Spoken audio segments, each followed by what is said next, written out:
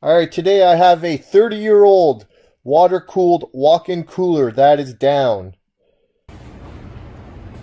So we can see the box is at room temperature. So this is a site that's down because of COVID. So this thing might have been down for 2-3 weeks now. So fan 1 is working. Fan 2 is seized. Let's go ahead and take a look and see if we're iced up or anything. No, we're not iced up. We're filthy, but we're not iced up. Let's do all our checks before we climb up on top of the box. So here's our thermostat. If you follow the conduit, our liquid line solenoid is not connected in the coil. That's usually the setup we're used to seeing. So let's climb up on top of this box and go see what's going on. Alright, it's pretty tight crawl space here. The entrance is really tight. But it's all good. We'll climb up there and go take a look. Alright, so here's our unit here. It is water cooled, as you can see. Looks like this condensing unit may have been upgraded at some point. So let's take off our electrical covers and let's see what's going on with this guy.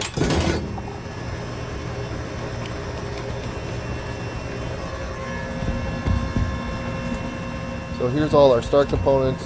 A relay, capacitor.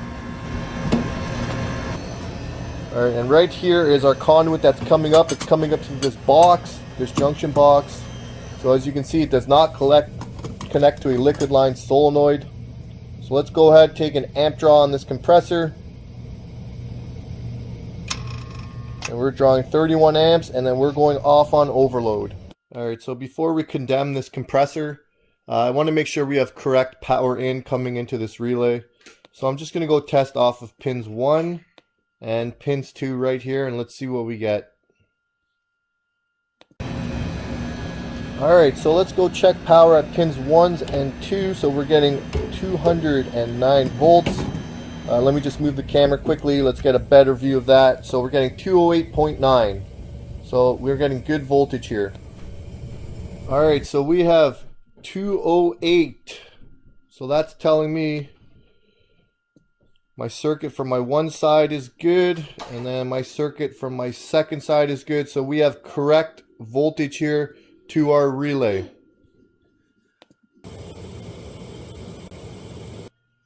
Alright, so we have the schematic for the compressor here, and then I got a little schematic from the back of the packaging for this Super Boost.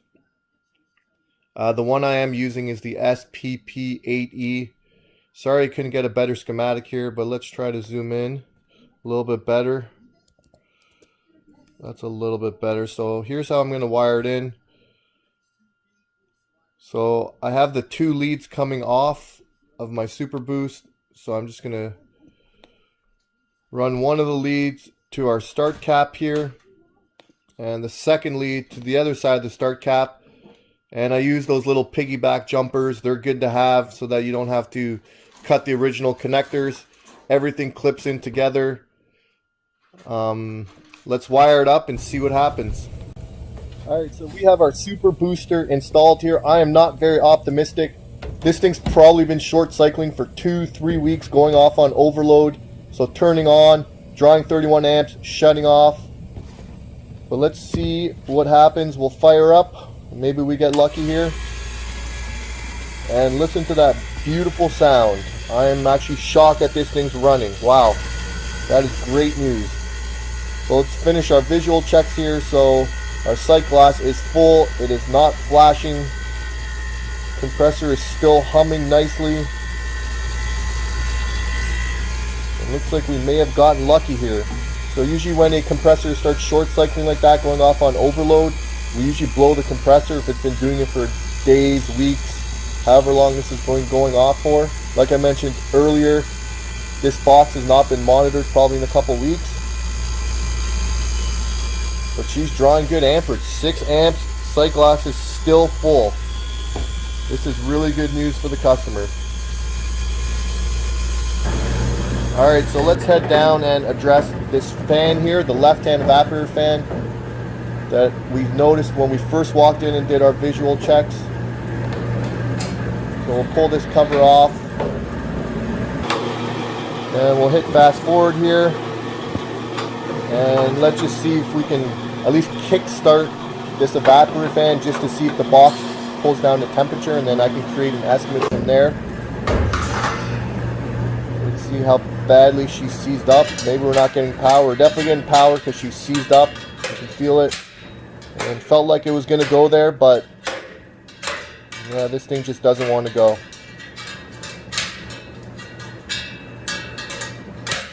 Well, almost got that time, but alright, we're going to give up here. So I'm going to just temporarily install a motor here.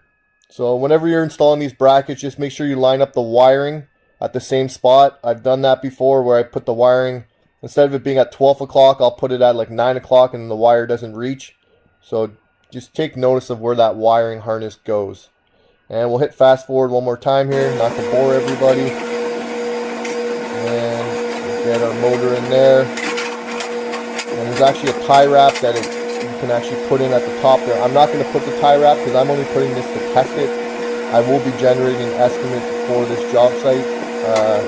They don't really care if this thing's running or not. They're probably going to want it fixed. But for now, we just want to make sure we cover all of our bases here and just make sure the unit is getting temp. So throw in our fan blade. And let's get ready to throw some power back into this evap coil and see what happens. So I'm just over at the breaker now.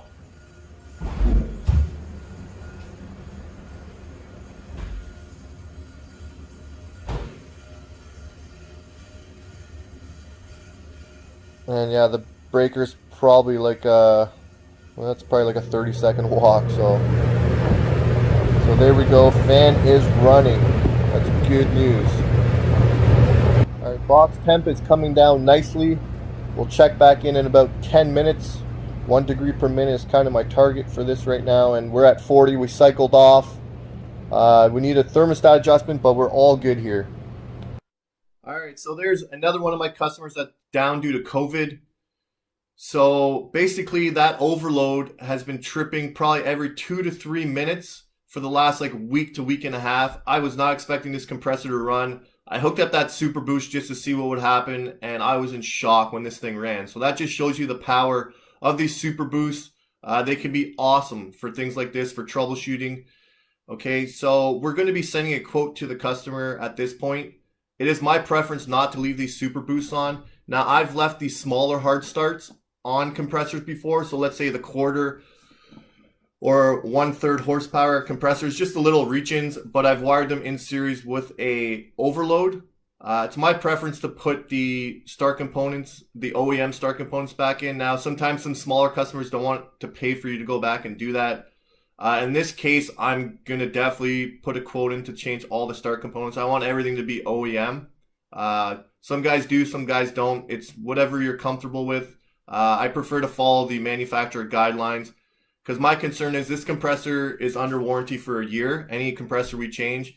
Now, I don't want another company to go in there and we've put in a hard start kit or a super boost, and then they say, oh, these guys left this in, and then it goes back to Tecumseh or Copeland. So that's why it's my preference not to leave them in. I like to just put the original start components back in. Now, there have been times when I put the original start components back in and the thing wouldn't fire. So then I would leave the hard start in there and let the customer know, hey, the compressor's on its way out. You might get 1 or 2 or 3 months out of it, and they'll tell me, hey, that's fine, don't worry about it, just leave it in the system.